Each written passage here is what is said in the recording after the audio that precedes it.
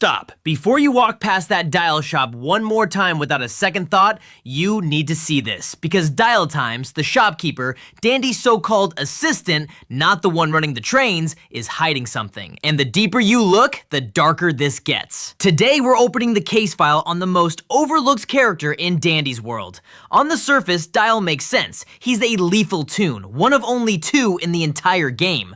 Alongside Dandy, he runs the shop in the lobby. He controls the trains. When the whole facility is in chaos, Dyle is still at his station, still doing his job. And the game presents him as Dandy's right hand, his loyal assistant, the second in command of Gardenview. But here's something small that changes everything. Dyle calls Dandy by his real name, not Dandy, Dandicus. He's only the second character in the entire game to use that name. The first is Tegan, and that is not an accident, because using someone's real name means you actually know them. It means trust, closeness, maybe even friendship. So the question we need to answer today is this: is Dyle truly Dyle's loyal friend? Or is he something much more complicated? A worker who's convinced himself that the person exploiting him actually cares about him. And this is where we need to talk about the money. Dandy keeps every single profit that Dyle makes. Let that sit for a second. Dyle runs the shop. Dyle does the labor. Dyle handles the transactions, the cosmetics, the whole operation. And Dandy takes every bit of acre generated from it. And we don't have to guess about this because Dandy himself gave it away. In the Easter event, Dandy said, and I'm quoting directly, "Free eggs, I made Dyle paint them." That's it. That's the entire relationship in one sentence. Dyle did the work, Dandy took the credit, and handed it out as a gift to everyone else. The community has been running with this ever since. Free money, I made Dyle grind for them. Free houses, I made Dyle build them. Because once you see the pattern, you cannot unsee it. Dyle is not an assistant. He is unpaid labor. And the most unsettling part, he doesn't seem to know it. Because here's where it gets much darker. Go to Dyle's floor. Look at his room. The walls are covered in posters, main Toon posters and Dandy posters. Not threatening, not defaced, not angry, just admiring. Like a fan pinning up pictures of someone they genuinely look up to. Dyle sees Dandy as his friend, and the community is split right down the middle on what this actually means. One reading is that this is real, that Dyle genuinely cares about Dandy, and Dandy, being what the developer Quell confirmed as morally gray, has a complicated relationship with that loyalty. He exploits it, but maybe he doesn't fully understand what he's doing either. But the other reading, this is conditioning. Think about it. Dyle has likely spent his entire existence inside Gardenview, doing what he's told by whoever is giving the orders. What if the posters, the loyalty, the friendship, none of it was chosen? What if it's just all he's ever known? The community put it perfectly. Dyle might just be doing what Dandy says, because that's how he's lived his whole life, doing what he's told by his bosses. And if that's true, is those posters stop being heartwarming? They start being heartbreaking. If you're as deep into this lore as I am, smash that subscribe button because the rabbit hole goes much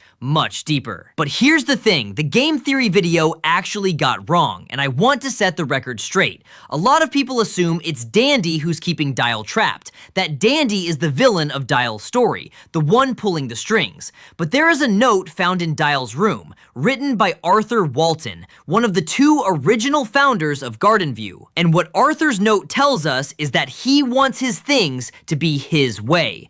Now remember, Arthur is the designer, the one who shaped what Gardenview was supposed to be. And Dyle doesn't fit neatly inside the show. He can't be inside the show. Arthur isn't allowing it. So the bars on Dyle's cage, they might not be Dyle's bars at all. They might be Arthur's. Which means Dyle has been following rules set by people who don't even exist inside Gardenview anymore. He is still obeying instructions from founders who are gone, still working the job he was assigned before any of this went wrong. And the worst part, he probably doesn't even know why. Now here is the detail that changes absolutely everything.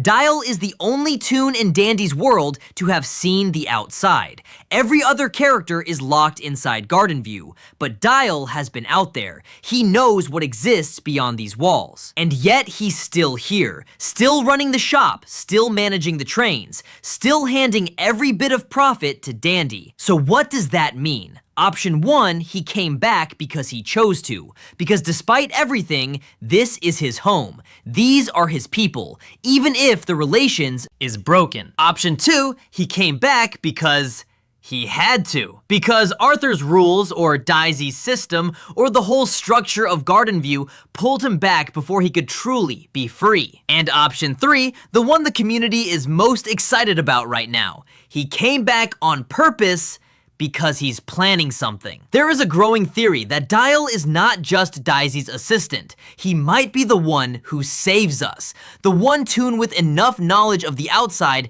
to actually break the cycle. But before we get to that, we need to talk about his twisted form, because this is where his story becomes genuinely terrifying. Twisted Dyle has a snake tail, snake sounds, the entire transformation leans into serpent imagery. On its own, that might just seem like a cool design choice, but here's what the lore confirms, and I need you to really sit with this. Dyle is afraid of snakes. His twisted form is literally his worst fear made physical. Now, think about every other twisted form we've analyzed. Bassie's vine attacks reflect her need to hold others back, a weaponized jealousy. These twisted state reflects her obsession with staying relevant. Every twisted form is a dark reflection of who that Toon is on the inside. But Dyle's is different, because the Eeyore didn't just reflect something inside him, it weaponized his phobia. The lore implication is clear.